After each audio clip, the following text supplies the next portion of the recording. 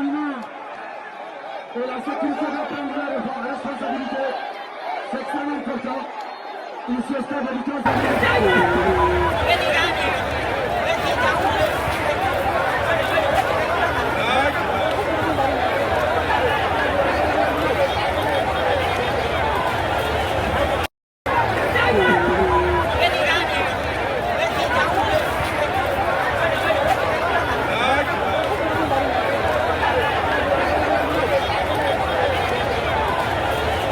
La Guinée est en deuil. Précisément, la région administrative des Iré-Koré, ma préfecture, ma région.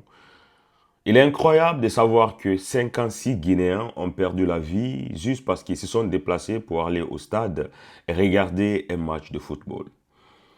Quand on voit les images qui circulent, les photos des morts et surtout la réaction lorsque les forces de l'ordre avaient jeté des gaz lacrymogènes, il y a beaucoup de choses qu'on doit condamner, que ce soit le gouvernement, que ce soit les gens qui ont organisé ce tournoi, les forces de l'ordre qui étaient déjà présents ici, le ministre en personne qui était là, les joueurs qui s'affrontaient sur le terrain.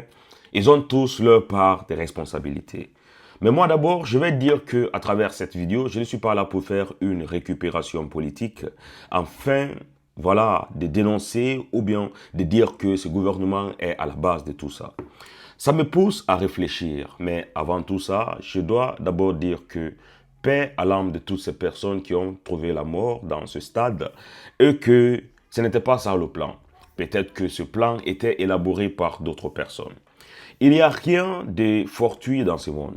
On doit se dire pourquoi est-ce que quand on est sportif, on ne se soumet pas à la discipline, on ne se soumet pas aux ordres que l'arbitre central est en train de dire quand on est en train de jouer. S'il y a des revendications à faire, pourquoi ne pas le faire après le match, ou bien pourquoi ne pas saisir les gens qui sont habilités à trancher ce genre de litiges? Pourquoi à chaque fois en République de Guinée, on a toujours, voilà, cette envie de régler nos problèmes avec la force?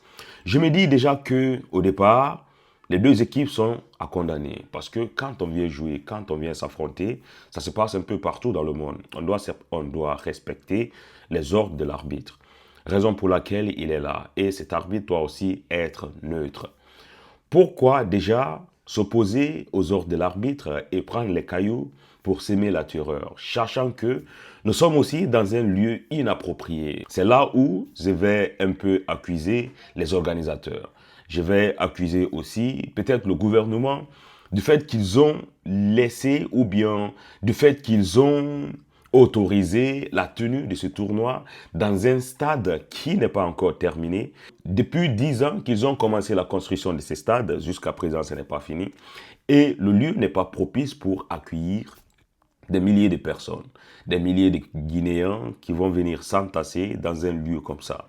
Et quand on regroupe des gens dans un lieu comme ça, ou bien quand on prend la responsabilité d'organiser un tournoi et surtout la finale, on sait que beaucoup de personnes vont venir, on doit essayer aussi de faire en sorte que tous les moyens soient là pour canaliser cette foule-là s'il y a débordement.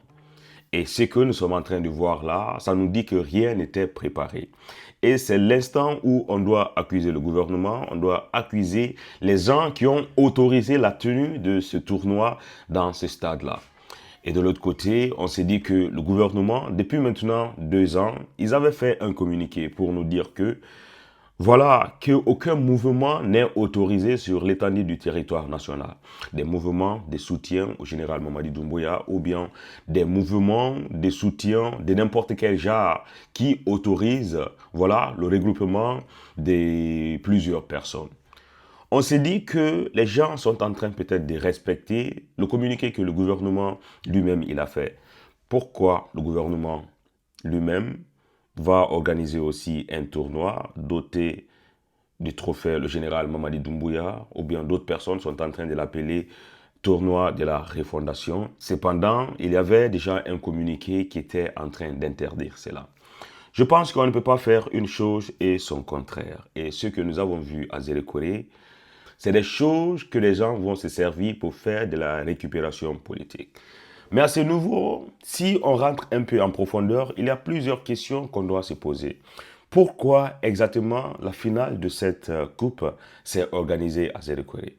Pourquoi est-ce que c'est la ville des Zérekoré qui est opposée à la ville de l'Abbé pour cette finale?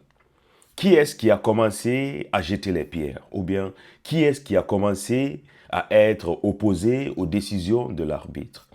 On doit comprendre que nulle part dans ce monde, si on est sportif et qu'on regarde les matchs à la télévision, des comportements comme ça, s'il n'y a pas de lavage des cerveaux, je pense que aucun sportif ou bien les gens qui aiment le sport ne passent pas par des moyens comme ça pour régler leurs problèmes. C'est l'occasion pour moi encore, une fois de plus, de condamner les deux équipes, surtout, voilà, l'équipe qui a commencé à envahir le terrain ou bien l'équipe qui a commencé déjà à s'opposer aux décisions de l'arbitre parce que c'est tout ce qui a envoyé ces crises-là. Et se poser la question sur, voilà, la capacité de nos forces de l'ordre à réfléchir ou bien à gérer des situations. Je me pose la question, où est-ce qu'ils ont fait leur formation ou bien qui est-ce qui les a donné l'ordre de tirer des gaz lacrymogènes si une telle foule entassée dans un stade qui n'est pas encore terminé et un stade qui est au beau milieu de la ville, il faut le dire, parce que tout ça, c'est des risques que les gens qui ont quitté le terrain peuvent encourir. Quand on quitte le stade, on est directement sur la route et il y a des routes un peu partout. Et si les gens ont déjà absorbé des gaz lacrymogènes et qu'ils ne voient pas bien, ils peuvent se lancer devant des voitures qui vont essayer de circuler. Il y a un certain sens d'incivisme qu'on doit aussi dénoncer dans tout ce qui s'est passé à Zérekoré. Parce que, voilà, si par exemple on se pliait aux ordres de l'arbitre, on n'allait pas arriver là. On n'allait pas compter des nombres de morts. On n'allait pas pleurer aujourd'hui ce que nous sommes en train de pleurer. Et de l'autre côté, si on respectait aussi les décisions du gouvernement ou bien les communiqués du gouvernement qui nous avaient dit qu'aucun mouvement de soutien n'est autorisé sur l'étendue du territoire, on n'allait pas aussi arriver à cela. Mais à ce niveau, beaucoup de personnes vont se faire des films. On va déjà commencer à accuser le gouvernement, comme je suis en train de voir sur les réseaux sociaux, dans plusieurs vidéos. Tout le monde pointe du doigt le gouvernement. Bien sûr, il a sa part de responsabilité. Mais il est aussi très bon qu'on signale l'incivisme de nos frères guinéens. Il est mieux qu'on signale que le Guinéen est très nerveux parce qu'il veut à chaque fois passer par des coups de main pour régler ses litiges ou bien pour régler ses problèmes. C'est dommage ce qui est arrivé. Ça pouvait être évité si non seulement les gens avaient un sens de civisme, un sens de respect réciproque les uns envers les autres. Tout ça, ça allait s'éviter. Que les joueurs se plient aux règles de jeu et qu'ils ne cherchent pas à chaque fois à discuter l'arbitre ou bien à se faire justice soi-même. C'est très triste ce qui se passe dans ma ville, dans ma région, disons en Guinée en général. Pour l'instant, il n'y a pas plusieurs informations. Je pense qu'on va revenir dans une nouvelle vidéo avec plus d'informations et plus de détails pour qu'on puisse être soutenu. Voilà de raison du pourquoi.